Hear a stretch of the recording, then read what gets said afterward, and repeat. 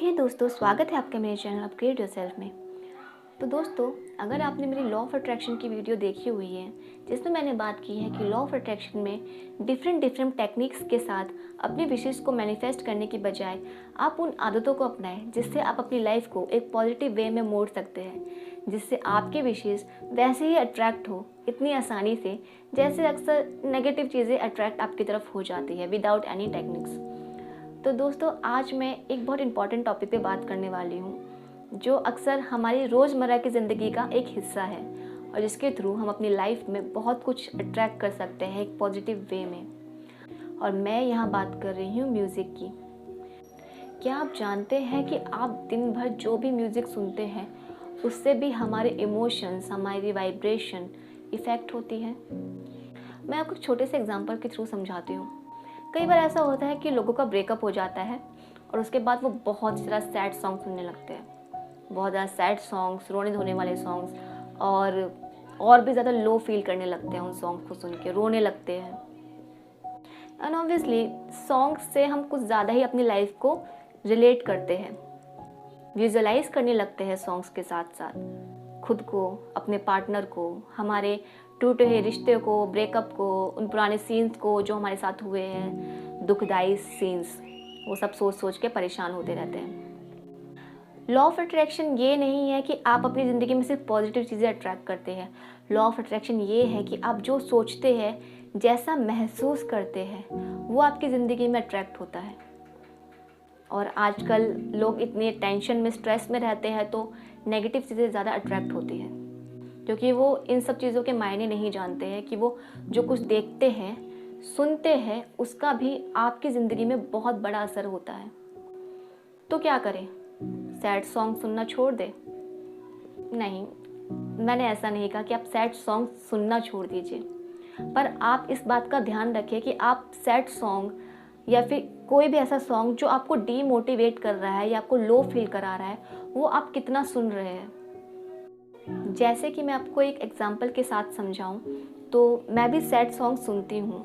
Arijit sir मेरे favourite singer हैं और उनके बहुत सारे सॉन्ग्स आपको पता ही है कि रोमांटिक भी होते हैं, सैड सॉन्ग्स भी होते हैं, तो मैं उनके हर तरीके के सॉन्ग सुनती हूँ।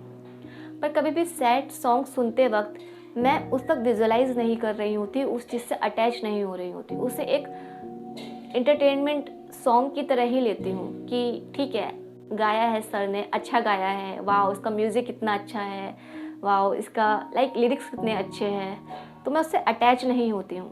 पर अक्सर लोग क्या करते हैं, सॉन्ग सुनते सुनते विजुलाइज करने लगते हैं, अपने इमोशंस से, अपने पास्ट से जुड़ने लगते हैं। तो आप फ़र्क समझ रहे हैं कि जब मैं सॉन्ग सुनती हूँ तो मेरा ध्यान उससे जो इमोशंस हो रहा है जनरेट, रोने का या कुछ भी, उससे अटैच नहीं हो रही होती हूँ। मेरा ध्यान होता है म्यूज़िक पर, अरिजीत सर की आवाज़ पर कि वाओ कितनी अच्छी वॉइस है इनकी, और लिरिक्स पे कई बार कि वाओ लिरिक्स कितने अच्छे लिखे हुए हैं, कितना मीनिंगफुल गाना है, ऐसा मैं सोचती हूँ। ठीक है। और बहुत से लोग, आपने देखा भी होगा, जिम में जब भी आप जाते हैं तो मोटिवेशनल सॉन्ग्स लगे होते हैं कि आप जिम करते करते और वर्कआउट करते करते आप में जोश आ जाए, क्योंकि म्यूज़िक कहीं ना कहीं हमारी ज़िंदगी में सच में बहुत इंपॉर्टेंट रोल अदा करते हैं, जो लोग इस चीज़ को नहीं समझ पाते। और ब्रेकअप के बाद मोस्टली वो सैड सॉन्ग सुन के अपनी वाइब्रेशन को और ज़्यादा लो कर लेते हैं, जबकि वो कहते हैं ना कि अपने जख्मों पे नमक छिड़क देना, वो काम हम खुद से कर देते हैं। तो अगर आप लॉ ऑफ अट्रैक्शन की जर्नी में हैं तो आप इस बात का ध्यान ज़रूर रखें कि आप किस टाइप का म्यूज़िक सुनते हैं, क्योंकि म्यूज़िक एक ऐसी चीज़ है जो रोज़मर्रा की ज़िंदगी में अक्सर लोग सुनते हैं, और जो लोग अक्सर सुनते हैं, अक्सर देखते हैं, वही वाइब्रेशन हम अपने यूनिवर्स को भेजते हैं और वैसी ही चीज़ें अट्रैक्ट करते हैं। तो जाने अनजाने आप म्यूज़िक के थ्रू भी अपनी लाइफ में नेगेटिविटी को अट्रैक्ट करते हैं। इस वीडियो को बनाने का पर्पस मेरा यही है कि जो लोग म्यूज़िक के थ्रू अपनी लाइफ में नेगेटिविटी को अट्रैक्ट कर रहे हैं तो वो थोड़ा संभल जाए, वो समझ जाए इस बात को कि उनको इस तरीके से नहीं करना है। अगर आप सुन भी रहे हैं तो आपको कितना सुनना है जिससे आपकी वाइब्रेशन लो ना हो। इतना भी ना सुने पूरे दिन में सिर्फ सैड सॉन्ग्स ही सुन रहे हैं, आप मिक्स सॉन्ग सुन सकते हैं। कभी मोटिवेशनल सुन लिए, कभी हैप्पी सुन लिए, कभी लव सॉन्ग सुन लिए।